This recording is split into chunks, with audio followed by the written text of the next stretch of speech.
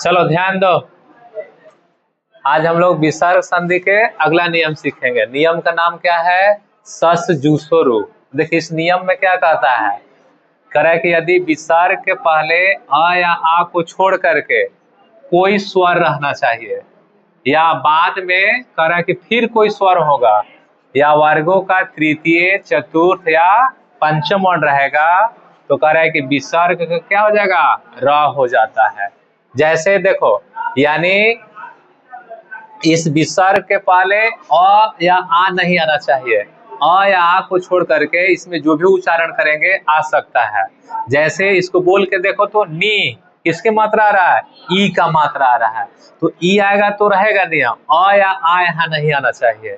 लेकिन बाद में मेरे पास आजादी ये है कि या तो यहाँ अ आ कोई भी स्वर हो सकता है, या अगर स्वर नहीं भी मिला तो कह रहा है कि वर्गों का या तो यहाँ पे तृतीय वर्ण मिलेगा, या चतुर्थ वर्ण आ सकता है, या फिर पंचम वर्ण आ सकता है। अगर ऐसा कहीं मिलता है, ये जो आप विसर्ग देख रहे हैं ये र में कन्वर्ट कर जाएगा। आया बात समझ में? तो अब देखो, जैसे नी आ गया, ई की मात्रा आ गया, इधर भी है, तो नी जो है यहाँ विसर्ग जो लगा है इसमें र में बदलेगा, तो र लिख दिए। चूंकि यहाँ देखिए किसकी मात्रा लगा है? ऊ का, तो ऊ की मात्रा इसमें जोड़ देना है। यानी यहाँ पे जो भी मात्रा रहेगा स्वर वाला, उसमें मात्रा ऐड होते चल जाता है। तो इसके बदले तो र लिख दिए, चूंकि यहाँ ऊ की मात्रा है, ऊ की मात्रा जोड़ दिए, अब बाकी इसको लिख देंगे पाए, यानी नी प्लस उपाय क्या बन जाएगा? निरूपाय।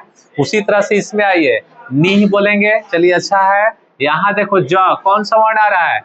तृतीय वर्ण, तो कह रहा है कि ये जो विसर्ग है र में बदल जाएगा, तो बदल दो, नी प्लस जलम, चूंकि विसर्ग का आधा र बदलेगा, वही आधा र लिखा हुआ है ना। लेकिन ध्यान देना, अब यहाँ मात्रा नहीं जुटेगा क्योंकि ये स्वर वर्ण नहीं है, व्यंजन है। तो व्यंजन वर्ण में सिर्फ जो भी रहेगा र जुटेगा, उसका मात्रा नहीं, स्वर आएगा तब उसकी मात्रा जोड़ना है। उसी तरह से इसमें देखो तो नी प्लस झर, तो नी बोल दिए, यहाँ चतुर्थ वर्ण आ गया, तो इस विसर्ग को भी र में बदल देंगे, तो नी प्लस झरा क्या हो जाएगा? निर्झरा। उसी तरह से देखो दू प्लस गंधा, तो ये विसर्ग आ गया, यहाँ तृतीय वर्ण है, इस विसर्ग को आधा र बदल जाएगा, यानी दू प्लस गंधा क्या हो जाएगा? दुर्गंधा। चलिए अगला नियम देखिए।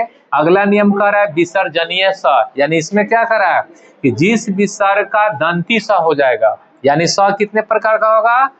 तालाबी स होता है, मूर्धनी स होता है और दंती स। लेकिन इन दोनों स से मतलब नहीं है, कौन सा स आना चाहिए? दंती स आना चाहिए।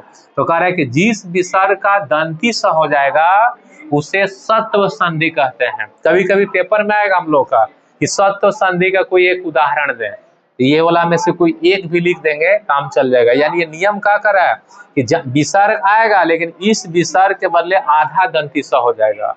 तो कह रहा है कि जिस विसर्ग का दंती स हो जाता है उसे हम लोग क्या कहेंगे? सत्व संधि कहेंगे। जैसे इतः प्लस ततः है, देखिए इस विसर्ग के बदले जब इसको ऐड करेंगे, दोनों को जोड़ेंगे, इस विसर्ग का क्या बन गया है? आधा दंती स का निर्माण करेगा, यानी इतः प्लस ततः क्या हो जाएगा? इतस्ततः। उसी तरह से देखो शिव प्लस तथा, यहाँ विसर्ग रहेगा, शिव प्लस तथा, तो शिव के बदले ये विसर्ग जो आया उसका आधा दंती स का निर्माण करेंगे, यानी शिव प्लस तथा क्या हो जाएगा? शिवस्तता। उसी तरह से इसमें देखिए तो ततः प्लस ते, तो ततः तो ठीक है, इस विसर्ग के आधा स में बदल जाएगा, यानी ततः प्लस ते ततस्ते। उसी तरह से लास्ट में है नमः प्लस ते, तो नमः इस विसर्ग के बदले आधा दंती स आ गया, यानी नमः प्लस ते क्या हो जाएगा? नमस्ते। इस तरह से हम लोग व्यंजन संधि का ऑल नियम समाप्त कर दिए। बाकी आगे हम लोग कल सीखेंगे। आज के लिए इतना ही।